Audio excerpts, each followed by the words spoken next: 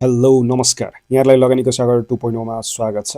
आज बजारको पहिलो कारोबार दिन नयाँ बालिन सरकार आइसकेपछि रातो झण्डा देखाएको छ। बजारले 2.4% ले घटेको छ। धेरै स्टकहरू आज दिनभरि घट्ने क्रम जारी नै रहेको छ र आज जुन यो भएको छ विशेष गरी ओली त्यसै गरी पहिलाको होम मिनिस्टर रमेश पोखरेल पक्राउ परेको कारणले पनि बजार अलिकति तनावग्रस्त भएको हो कि भन्ने कुरा चाहिँ धेरैलाई लागिरहेको छ र यो कुरालाई पनि लिएर आजको यो भिडियोमा यहाँलाई म सेयर गर्नेछु। आगामी दिनहरूमा अब हामीले के कस्तो रणनीतिहरू बनाउन सकिन्छ, आज चाहिँ किन लगानीकर्ताहरूले यसरी नेगेटिभ तरिकाले चाहिँ रियाक्ट गरेको भन्ने कुरा र यहाँहरूले सोध्नुभएको स्टक त्यसै गरी धेरै घटेका स्टकहरूको एनालाइसिस लिएर आजको यो भिडियोमा यहाँलाई म सेयर गर्छु र यहाँले एउटा डिस्क्लेमर चाहिँ हेर्नुहोला। र पहिला त अब यहाँहरूले सोध्नुभएको फेसबुकतिर युट्युब त्यसै गरी टिकटकमा सोध्नुभएको स्टकहरू हेरौँ। पहिलो स्टक रहेको छ एसडिएल। अहिले रिसेन्टली केही हप्तादेखि चाहिँ हाइड्रो पावर र म्यानुफ्याक्चरिङका स्टकहरू निकै राम्रो पर्फर्मेन्स गरिरहेको छ र त्यसमा चाहिँ एसडिएल डिस्टिलरीको म्यानुफ्याक्चरिङमा जुन रहेको छ यसले चाहिँ खासै अरू म्यानुफ्याक्चरिङ सेक्टर जस्तो राम्रो पर्फर्मेन्स दिन सकेको छैन र बढ्दाखेरि पनि थोरै बढेको छ, पहिलाको हाईहरूलाई ब्रेक गर्न सकेको छैन।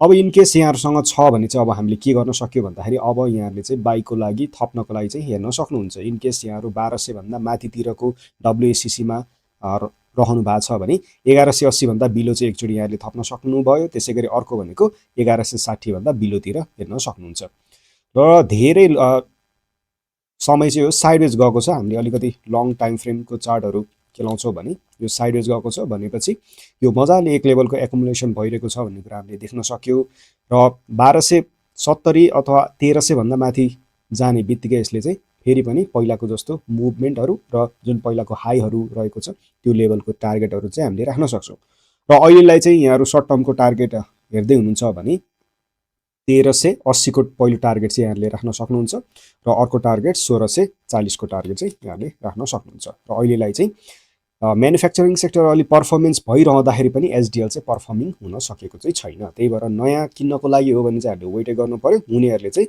घटेको अहिले बजार यसरी घटेको बेला थप्नको लागि चाहिँ त्यो लेभलहरूमा हेर्न सक्नुहुन्छ। त्यसै गरी लाइफ इन्सुरेन्स रहेको छ। केही ताका चाहिँ अलिकति लाइफ इन्सुरेन्सहरूमा पनि मोमेन्टमहरू आउने प्रयास गरेको थियो तर फेरि पनि त्यसलाई कन्टिन्युटी दिन सकेन, फेरि झरेको हामी देख्न सक्छौँ। त्यो भएको कारणले चाहिँ अब एसआरएलआई यहाँहरूसँग छ भने ग्यापभन्दा तल हेर्नु होला। त्यो भनेको 400 भन्दा बिलो एकचोटि यहाँले हेर्न सक्नुहुन्छ एउटा थप्नको लागि लेभल, अर्को भनेको 380 भन्दा बिलो र एसआरएलआई पनि यसरी धेरै समय चाहिँ साइडवेज गएको छ। त्यो हिसाबले पनि हामीले यसलाई हेर्न सक्यो। विशेष गरी हुनेहरूले नयाँ बाइकको लागि चाहिँ अलिकति हामीले अरू पर्फर्मिङ स्टक हेर्छौँ र सर्ट टर्म टार्गेट हेर्दै हुनुहुन्छ चाहिँ अहिलेलाई चाहिँ यहाँहरूले 460 सम्मको राख्न सक्नुहुन्छ र पछि चाहिँ यसलाई हामीले माथिको हाई पनि राख्छौँ। र अर्को स्टक सोल्टी होटल रहेको छ। होटलमा चाहिँ खासै राम्रोसँग जान सकिरहेको थिएन हैन, जुन बजारमा अलिकति माहौल चल्दाखेरि पनि होटल फेरि पनि जान सकिरहेको छैन तर निकै लामो टाइम फ्रेमको चार्टहरू केलाउँछौँ भने होटल चाहिँ एक लेभलको राम्रै पर्फर्म दिएर बसिरहेको र अहिले केही समय चाहिँ अलिकति ल्यागिङ भएर बसिरहेको हामीले देख्न सक्छौँ। अब यहाँहरूसँग छ सोल्टी होटल भने चाहिँ होटलमा अलिकति हेर्नुहुन्छ भने राम्रो लगानी लगाउन सकिने त्यसै गरी जति पनि किता पाइने त्यो चाहिँ सोल्टी होटल रहेको छ। बाँकी होटलहरू चाहिँ निकै लो क्यापको रहेको छ, अलिकति राम्रो किता पाउन पनि गाह्रो, त्यसै गरी भनेको बेला बेच्न नि गाह्रो। सोल्टी होटल चाहिँ त्यस्तो छैन। त्यो भएको कारणले अलिकति इन्भेस्टिङ तर्फबाट पनि खेलाउनुहुन्छ भने चाहिँ यो चाहिँ अझ बेस्ट भयो। ट्रेडिङ पर्सपेक्टिभबाट पनि निकै राम्रो स्टक चाहिँ रहेको छ। अब हुनेहरूले के गर्न सक्यो त, अब नयाँ बाइकको लागि त अलिकति पर्फर्मिङ सेक्टर हुनु पर्यो, स्टक हुनु पर्यो। त्यो त अहिले सोल्टी होटल त छैन हैन। त्यो हिसाबले अब हुनेहरूले चाहिँ 500 भन्दा बिलो एकचोटि हामीले थप्नको लागि हेर्न सक्यो। अर्को भनेको चाहिँ 480 को लेभल। अब यो एकैचोटि झर्दैन, बिस्तारै बिस्तारै त्यो लेभलमा यहाँले हेर्न सक्नुहुन्छ। र हाइड्रो पावरको जिएचएल रहेको छ। आज यसमा पनि अलिकति ठुलै डर लाग्ने क्यान्डलै बनेको छ। -4.5% ले चाहिँ झरेको छ जिएचएल। लास्ट टाइम अलिकति पर्फर्मिङ गरिरहेको स्टकमा चाहिँ जिएचएल हामी रहेको देख्न सक्छौँ र हुनेहरूले चाहिँ अब हेर्छौँ भने 240 भन्दा बिलो थप्नको लागि चाहिँ यहाँले हेर्न सक्नुहुन्छ र अर्को लेभल भनेको चाहिँ 230 भन्दा बिलो चाहिँ रहेको छ है त। अब टार्गेट अहिलेलाई चाहिँ सर्ट टर्म टार्गेट यहाँहरू राख्नुहुन्छ भने 300 भन्दा माथिकै हामीले राख्नुपर्ने हुन्छ टार्गेट चाहिँ। र अब यो एकदम मिडदेखि हाई क्यापको स्टक भएको कारणले यसमा पनि हामीले राम्रै लगानी राम्रै कित्ता चाहिँ पाउने हुन्छ। त्यो भएको कारणले चाहिँ बेच्नलाई पनि खासै समस्या हुन्न, किन्नलाई पनि खासै समस्या हुन्न। यसलाई पनि हुनेहरूले चाहिँ थप्नको लागि हेर्न सक्यो। नयाँ बाइकको लागि चाहिँ यो पनि हामीले वेटै गर्नुपर्ने हुन्छ। र अर्को स्टक रहेको छ धेरै लास्ट टाइम भन्नु पर्यो होइन, निकै राम्रो पर्फर्मेन्स गरेर बसिरहेको हाइड्रो पावरमा बजार घट्दाखेरि पनि आफ्नै गतिमा जाने स्टक रहेको छ रिदी होइन। रिदी आज यसो हेर्छौँ भने चाहिँ निकै राम्रो कारोबार पनि भएको छ र मजाले यसलाई चाहिँ खेलाडीहरूले चाहिँ टिकाको देख्न सक्छौँ है त। त्यो भएको कारणले चाहिँ रिदीमा चाहिँ हेर्छौँ भने यसलाई चाहिँ हामीले वाच लिस्टको रूपमा चाहिँ राख्न सक्छौँ। र अब अस्ति 6%ले बढ्दाखेरि चाहिँ आज चाहिँ खासै घट्न मानेन होइन। अब 300 आज यहाँले अलिकति लोतिर पाउनुभयो भने त निकै राम्रो भयो होइन। तर आज बजारमा अझै तल पो आउला कि भन्ने धेरै स्टकहरूको भएको कारणले रिदी चाहिँ आएन। भनेपछि आगामी दिनहरूमा अलिकति राम्ररी ट्र्याक गर्दै जानु होला भन्न चाहन्छु रिदी होइन। पहिला पनि यहाँलाई मैले बारम्बार वाच लिस्ट चाहिँ सेयर गरिरहेको स्टक चाहिँ रहेको छ। र रिदी चाहिँ एक लेभलको अल टाइम हाईमा चाहिँ गइ नै राखेको छ देख्न सक्छौँ होइन। र यसको टार्गेट राख्नु भन्छ भने 440 देखि 450 को टार्गेट यहाँले राख्न सक्नुहुन्छ। घट्दाखेरि चाहिँ यहाँले थप्ने हिसाबले जान सक्नुहुन्छ। अब अझै लोतिर किन्छौँ भने त लोतिर 360 भन्दा बिलो भयो। तर सम्भवतः आज यस्तो बजारमा प्यानिकहरू आउँदाखेरि पनि नघटेको र लास्टमा माथिसम्म टिकेको कारणले चाहिँ रिदी चाहिँ मजाले वाच लिस्टको रूपमा त्यसै गरी उनीहरूले थप्नको लागि हेर्न सक्नुहुन्छ। र अब आज धेरै घटेका स्टकहरू हेर्छौँ नै होइन। र पहिला त अब आज नेप्सेमा के कस्तो भयो भन्नेतर्फ हेरौँ। नेप्से अब आज 2879 मा क्लोज गरेको छ, -71 पोइन्टले घटेको छ, -2.4%ले घटेको छ। यो भनेको चाहिँ अब प्राय मेजर न्युजहरू आउँदाखेरि नै यसरी घट्ने हुन्छ।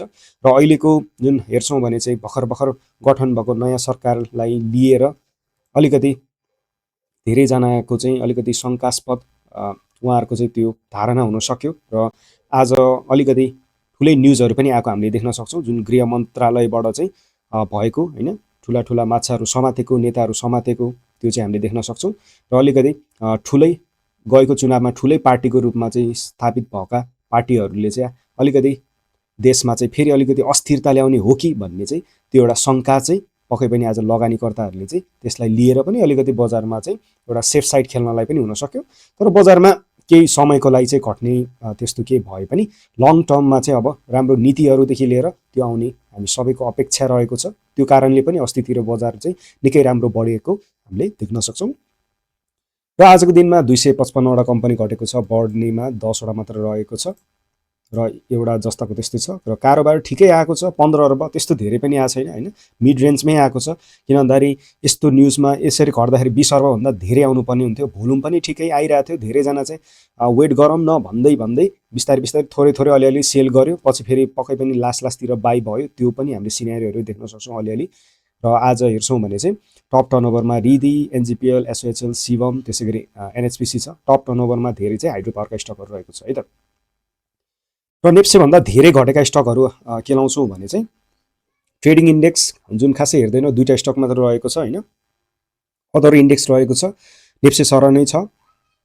त्यसै गरी अरू भनेको चाहिँ धेरै घटेकोमा हामी यसो के लाउँछौँ भने चाहिँ फाइनेन्स रहेको छ 3.3%, त्यसै गरी डेभलपमेन्ट 2.8 र ब्याङ्किङ 2.8 रहेको छ। र अलिकति पर्फर्म भएर बसिरहेको म्यानुफ्याक्चरिङ -1% मात्र घटेको छ। र हाइड्रो पावर -2.2 नेप्से सर नै घटेको छ है त। र अब सेक्टरहरू हेरौँ सर र सेक्टरहरूमा के लाउँदाखेरि अब आजको दिनमा चाहिँ यतिकै पनि हामी देख्छौँ हेर्न सक्छौँ होइन। हाइड्रो पावर यसरी घटेको छ। अब अरू जस्तै कि फाइनेन्स निकै तलसम्म आइसकेको छ, डेभलपमेन्ट पनि यसरी तल झऱ्यो। अब म्यानुफ्याक्चरिङ र हाइड्रो चाहिँ माथि नै टिकेको छ। बल्ल आज रातो क्यान्डल बनेको छ होइन। नेप्से पनि अलिकति तल आएको छ र ब्याङ्क पनि भइ नै हाल्यो। र बाँकी अझ अन्डर पर्फर्म भएर बसेका जस्तै कि हेर्छौँ भने अदर इन्डेक्स रहेको छ निकै तल, र लाइफ इन्सुरेन्स पनि तल छौँ, इन्भेस्टमेन्ट यस्तो देखेको छ होइन। र माइक्रो फाइनेन्स भइ नै हाल्यो। र होटलमा खासै त्यस्तो धेरै उतार चढाव छैन र ठिकै भइरहेको देख्न सक्छौँ है त।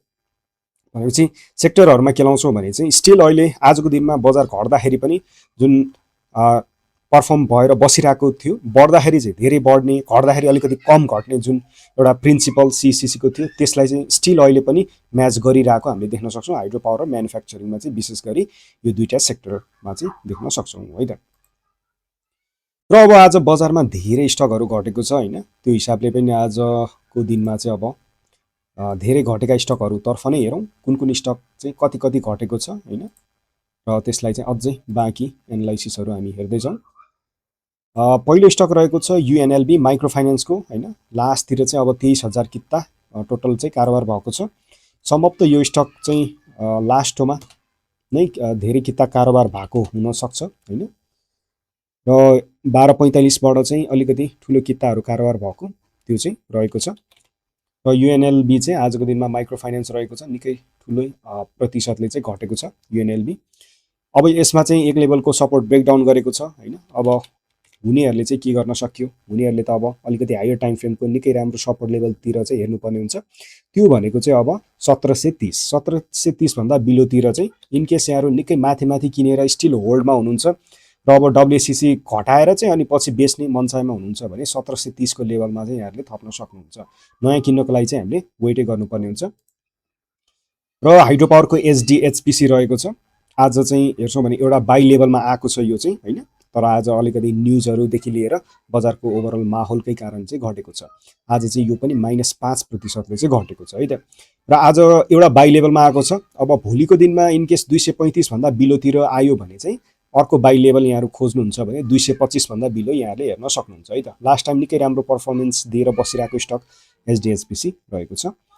र अर्को स्टक आभ्यान माइक्रो फाइनेन्स रहेको छ अलिकति अनप्रिडिक्टेबल एकैचोटि पोजिटिभ नेगेटिभ हुने त्यो भएको कारणले माइक्रो फाइनेन्सहरूमा चाहिँ अलिकति लास्ट टाइम हामीले एक्सपेक्ट गरेको थियो अलिकति जाला कि भन्ने कुरा तर फेरि पनि त्यो कन्टिन्युटी दिन चाहिँ सकेन माइक्रो फाइनेन्सले जुन चाहिँ हाइड्रो पावर त्यसै गरी म्यानुफ्याक्चरिङले दिइरहेको छ। अब यहाँसँग छ निकै माथितिर पर्नु भएको थियो धेरै लसमा छ भने 1100 भन्दा बिलोतिर चाहिँ यहाँले हेर्न सक्नुहुन्छ थप्नको लागि। अब यसको टार्गेटहरू भनेको चाहिँ अहिले रिसेन्टको हाइलाइन नै राख्न सक्यो त्यो भनेको 1400 1360 र हाइड्रो पावरको एमएचएनएल रहेको छ धेरै घटेको आजको दिनमा -5.4%ले घटेको स्टक रहेको छ। यसमा आजको दिनमा चाहिँ एउटा बाई लेभलमा चाहिँ आइसकेको छ यो 295 भन्दा बिलो एउटा रहेको छ र अर्को यसमा यहाँले हेर्नुहुन्छ भने चाहिँ 270 भन्दा बिलो त्यो रहेको छ है त।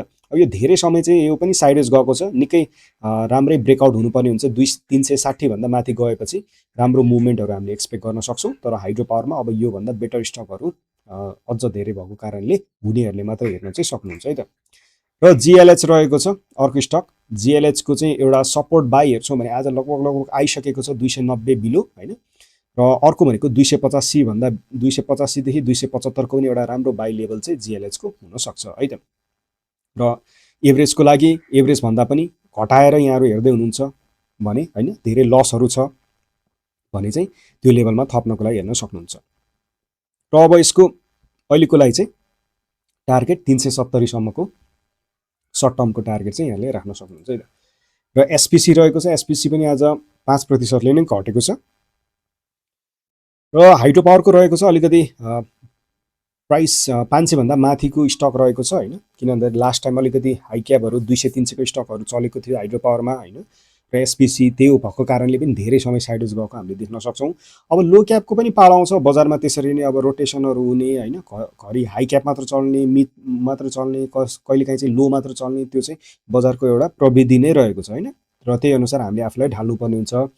र आजको दिनमा यो घटेको छ होइन नयाँ बाइकको लागि हामीले वेटै गर्नु पर्यो। अब हुनेहरूले चाहिँ 475 भन्दा बिलोबाट फेरि अलिकति यहाँहरू थप्नको लागि चाहिँ हेर्न सक्नुभयो र यो निकै समय साइडवेज गएको छ होइन अगाडिबाट नै त्यो भएको कारणले अरू स्टकतर्फ सिफ्ट गर्दा चाहिँ अझ बेटर हुन्छ।